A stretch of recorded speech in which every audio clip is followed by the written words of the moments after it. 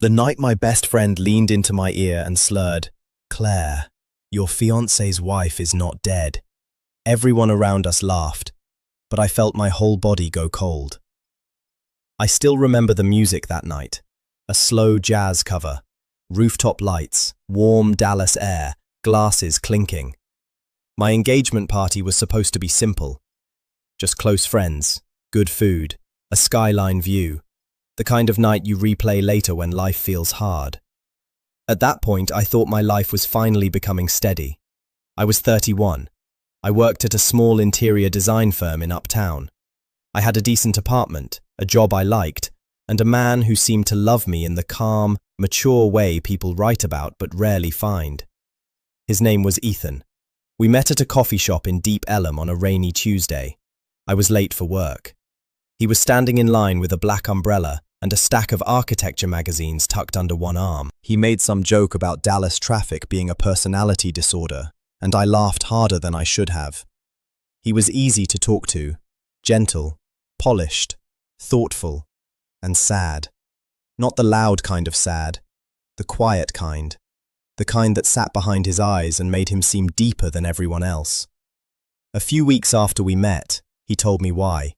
He said he was a widower. His wife, Lauren, had died 2 years earlier after a sudden illness in Arizona. He didn't give me many details, just enough to explain the grief, never enough to invite questions. I respected that. If anything, it made me trust him more. He cooked dinner. He remembered little things, the exact tea I liked, the name of my third-grade teacher, the fact that I got anxious in parking garages at night. He always walked me to my car. He always checked if I got home. It felt safe. And after enough disappointing men, safe can look a lot like love. My best friend Naomi was the only person who took longer to warm up to him. Naomi and I had known each other since college. She was blunt, loyal, and impossible to impress. She worked as a school counselor in Plano, wore sneakers with dresses, and could read a room faster than anyone I knew. At first, she called Ethan too polished. I asked her what that meant. She said, "Men who have no rough edges usually hide them." I rolled my eyes. Months passed. Ethan stayed consistent. Naomi relaxed. She even apologized once, told me he seemed good for me. I remember feeling relieved, because if Naomi approved, it meant I could stop bracing for disappointment.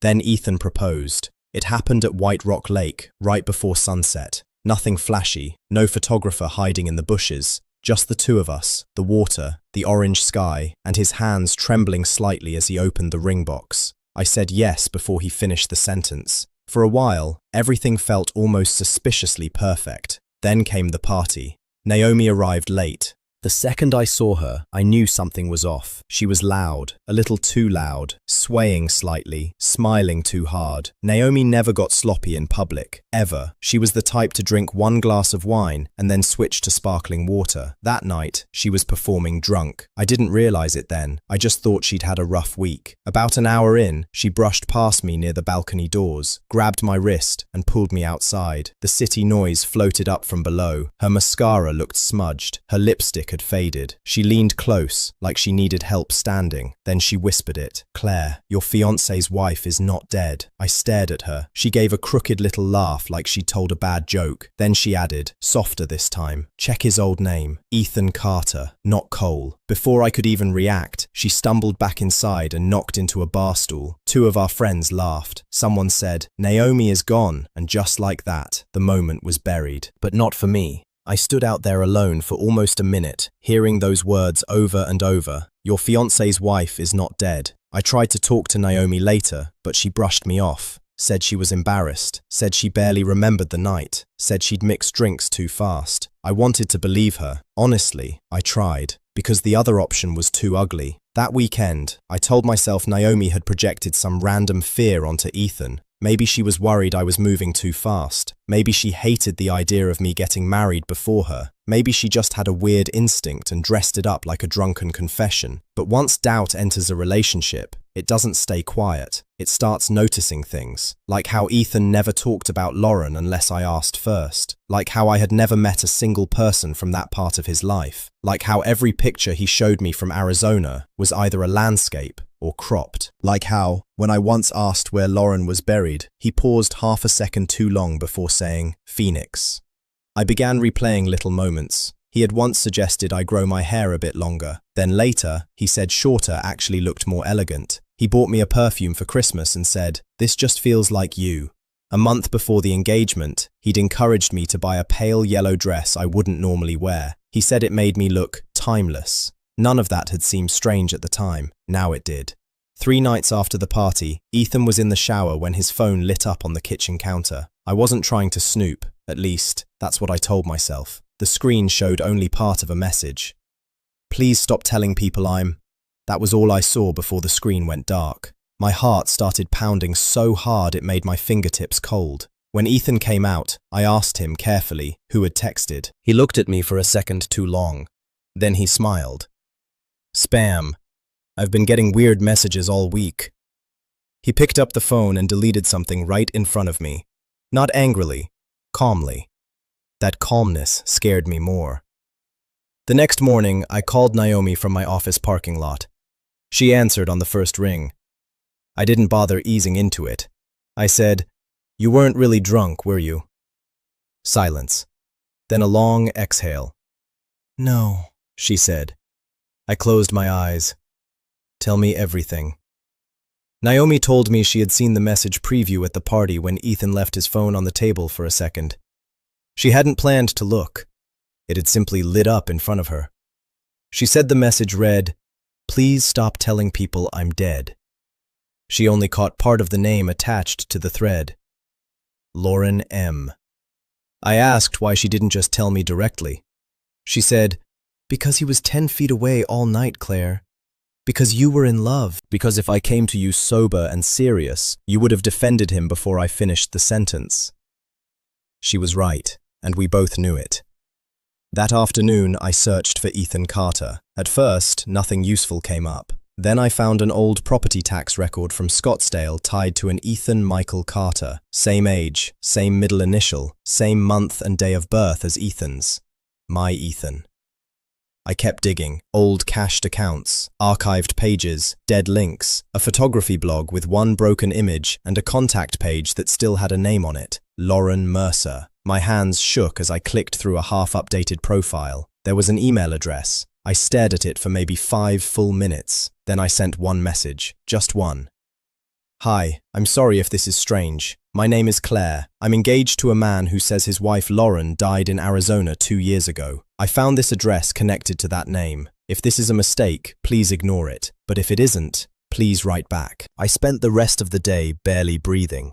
At 9:14 that night, my laptop chimed. Her reply was only 2 lines. Claire, I'm alive, and I think we need to talk. I read it 3 times before the words made sense. The next evening, we FaceTimed. I sat in my car in the parking garage below my office because I couldn't bear to do it at home. When her face appeared on my screen, I almost dropped the phone. Not because she looked familiar in some magical, impossible way, because she looked familiar in a quiet, unsettling one. Dark hair, fine features, the same kind of smile lines I had. Even the way she tilted her head before speaking felt strangely close to mine. Not identical, but similar enough to make my stomach turn. Lauren lived outside Tucson now. She was very much alive, very calm, the kind of calm that takes years to build after chaos. She told me she and Ethan had divorced 3 years earlier, not because of cheating, not because of some dramatic betrayal, because, in her words, he liked people more when they were becoming who he wanted.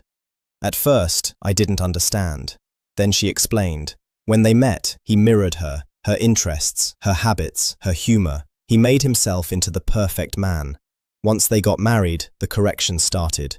Subtle at first. Clothes, hair, friends, tone of voice, the right way to host, the right way to laugh, the right way to be supportive.